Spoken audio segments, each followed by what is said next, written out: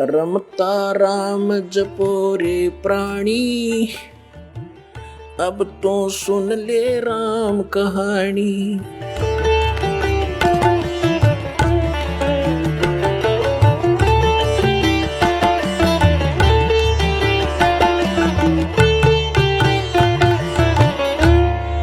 आप जी को एक बात यहाँ और ध्यान दिला दूं कि जिस समय दास का जन्म हुआ, मुझ दास का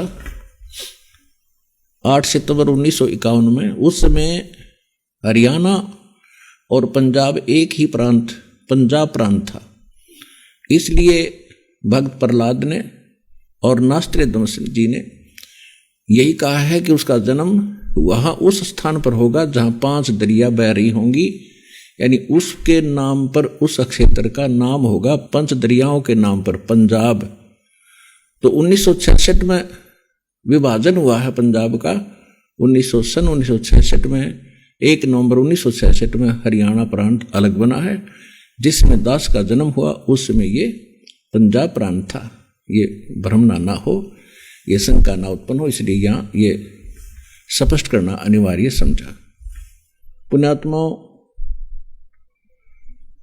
ये उन पुण्यात्माओं के लिए एक दृढ़ विश्वास पैदा करेगा जो ज्ञान दास आपको देना चाह रहा है, क्योंकि यहाँ इस संसार में जब भी परमात्मा आए हैं या अपना कोई दास भेजा है, उन्होंने अपनी जानकारी आप पर बताई है।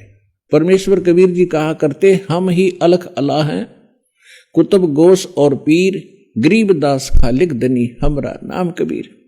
ए स्वामी सृष्टा में सृष्टि हमारा तीर, दास गरीब अधर बसूं। कबीर साहब कहते मैं ऊपर रहता हूं, अवगत सत कबीर। तो अपनी जानकारी स्वयं देनी पड़ती है। और पुण्यात्माओं, आपके को एक दृढ़ विश्वास होगा कि हम जहां लगे हैं वो यथार्थ स्थान है। पूरा विश्व जागेगा और इस मार्ग पर लगेगा और सबका उद्धार होगा। ये आपके समक्ष जिस महापुरुष के विषय में सभी महापुरुषों ने, भविष्य वक्ताओं ने कहा, और जय गुरुदेव पंथ के प्रवर्तक श्री तुलसीदास जी ने तो डेट ऑफ बर्थ भी बता रखी है कि वो महापुरुष 7 सितंबर 1971 को 20 वर्ष का हो चुका है। अब देखिएगा समय के बारे में एक पुस्तक और है, आपको दिखाते हैं। देखिए, ये फटी पुरानी सी मिली है, हमारे भगत ले आए हैं, इसको देखिएगा। किस समय में वो जन्म लेगा उसके बारे में देखिएगा। युग निर्माण की सुनिश्चित संभावना। लेखक हैं बलराम सिंह परिहार, प्रकाशक हैं युग निर्माण योजना, गायत्री तपोभूमि मथुरा। इसके पृष्ठ नंबर 43 पर देखिएगा। पृष्ठ नंबर 43 पे सन 2000 और उसके पूर्व के 30 वर्ष दिव्य देहधारी पुरुष ने जन्म लिया है। वे सब के मन में प्रसन्नता भरेंगे, दुनिया भर के कष्ट दूर करेंगे, अन्यायी और अत्याचारियों को भी वही ठीक करेंगे। देखिएगा, ये सन 2000 के आसपास की बातें बताई हैं। आगे देखो। रात्रि के प्रथम पहर में जब मैं प्रगाढ़ निद्रा में होता हूं तो सौपन में एक द्यू महापुरुष के दर्शन करता हूं। उसके बाल सफेद,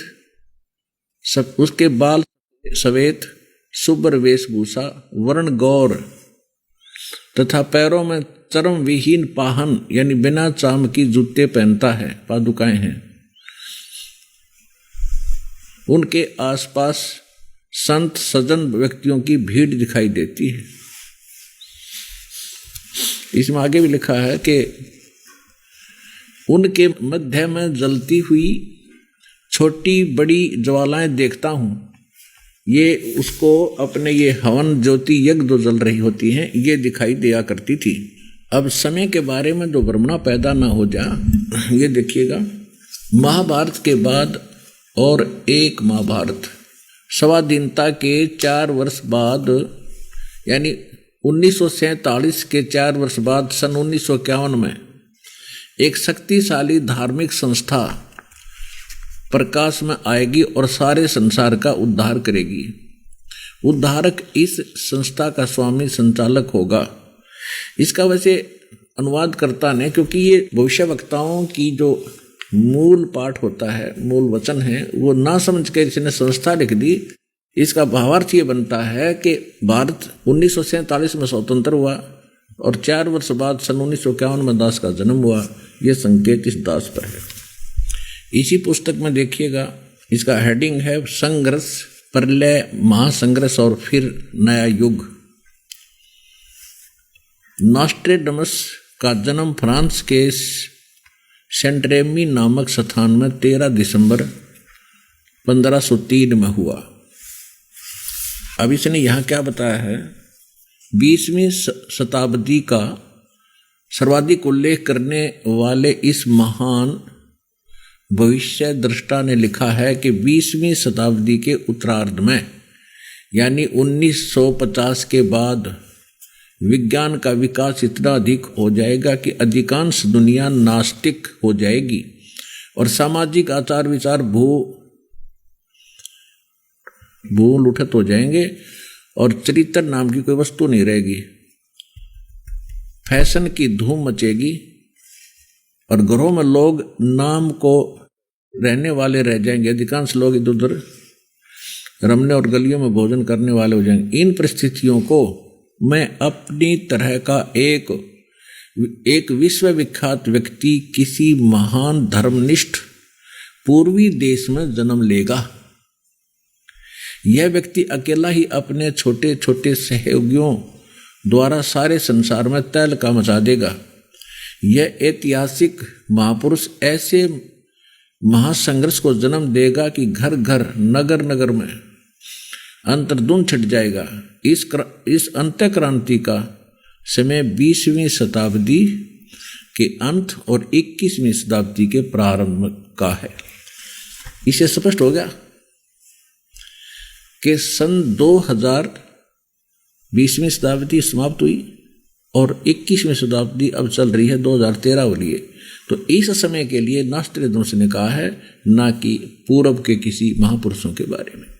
तो इससे स्पष्ट है, पुण्यात्माओं देर ना करो, ये समय बार बार नहीं मिलेगा और ये समय ऐसे व्यर्थ करने का नहीं है। मानुष जन्म दुर्लभ है, मिले न बारंबार, और तब से पत्ता टूट गिरे बहुत न लागे डार। आप सुन रहे थे जगत गुरु तत्वदर्शी संत रामपाल जी महाराज जी के मंगल प्रवचन। अधिक जानकारी के लिए विजिट कीजिए हमारी वेबसाइट www.jagatgururampalji.org। संत रामपाल जी महाराज जी के शुभ आशीर्वाद से पूरे विश्व भर में 500 से भी ज्यादा नाम दीक्षा केंद्र हैं, जिन पर संत रामपाल जी महाराज जी द्वारा ऑनलाइन निःशुल्क नाम दीक्षा दी जा रही है। अपने नजदीकी नाम दीक्षा केंद्र का पता करने के लिए संपर्क करें 8222880541।